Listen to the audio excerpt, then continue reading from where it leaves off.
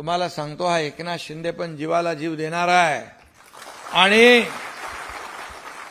एकदा शब्द दिला की शब्द दिला. बाळासाहेब सांगायचे शब्द देताना 10 नाही 100 वेळा विचार करा, पण शब्द दिल्यानंतर पुन्हा वापस फिरणे नाही. म्हणून कुठल्या तरी सिनेमात एक डायलॉग आहे, मी कधी कधी बोलतो तो, मैंने एक बार कमिटमेंट कर दी तो कर दी, फिर मैं खुद का भी नहीं सुनता.